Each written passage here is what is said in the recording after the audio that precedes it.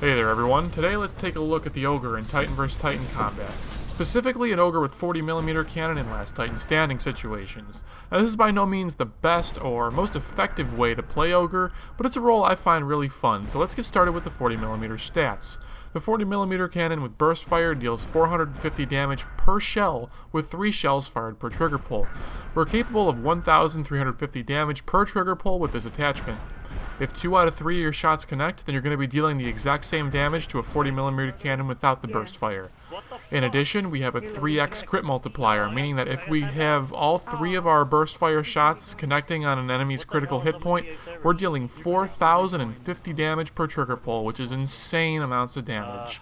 Our loadout is going to be an Ogre with 40mm cannon using the burst fire attachment. Our ordnance is going to be the multi-target missile systems. Our tactical ability will be particle wall. Our first Titan kit is going to be fast autoloader, and our second Titan kit is going to be big punch. Our general playstyle with this loadout is going to revolve around being a shock trooper and bullying our opponents. Our goal isn't necessarily to get kills on enemy titans, but rather to force them to break ranks and to muscle your way into enemy lanes and forcing them into disarray. With the Ogre's massive health pool, you can take a huge beating before succumbing to enemy fire, so leading the charge, as it were, ought to be your priority.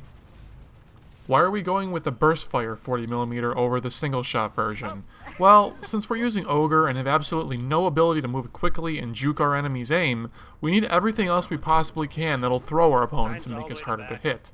Burst fire will allow you to do this pretty spectacularly, as the enemy's aim is going to be reacting 3 separate times from 3 separate shots, striking them in quick succession, lessening the chances of their shots connecting with you by some factor. Plus, we are going to be at close range, and we're going to be close enough for all of our 3 shots to regularly connect with enemies, so why not? This leads pretty handily into the multi-target missile system. By barraging our opponents with these missiles one at a time, we have the potential to cause significant distortion in their ability to aim and keep ourselves alive just a little bit longer.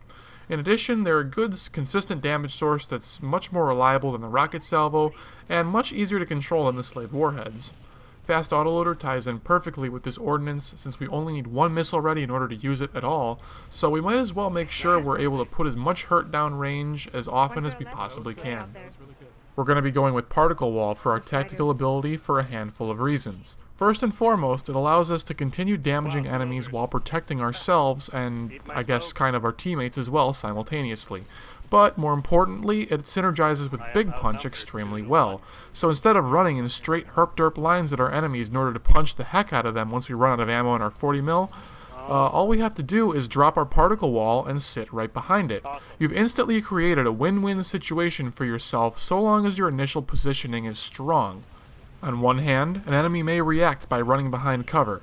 This gives you free reign to regenerate your shield, reload your weapon, and basically start to advance on your enemy once you're ready. On the other hand, they may immediately try to bunker you and break your position. In doing so, they have to close the gap and enter your big punch range. At this point, you should have a dash ready to go, so dashing in and big punching is pretty trivial, meaning that it's very, very easy for you to do, and it's going to allow you to put some pretty massive hurt on your opponent while simultaneously pushing them back very far away from you, oftentimes out of position and on the wrong side of the particle wall that they absolutely do not want to be in. Again, you get to hammer away at them and blow them to smithereens, no problem. Anyways, that's about all I got to share for this loadout. Just keep in mind, it's really, really easy to run. It's pretty brain dead. You don't have to think a whole lot while doing it. Just keep approaching your enemies, and hopefully your 50-50 situation is going to end up in your favor, which it pretty much always does.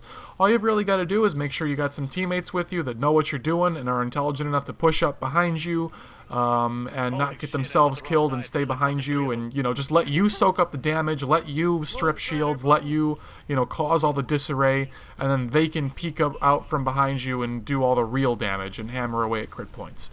Anyways, thank you guys for watching. I hope you learned something new.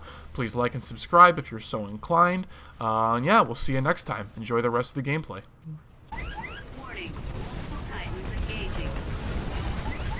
Warning. Another Titan is attacking you.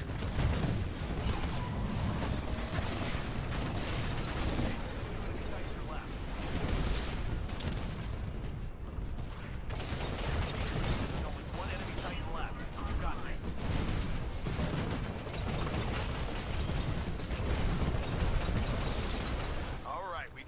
aim for. Awesome work, team. Mission accomplished.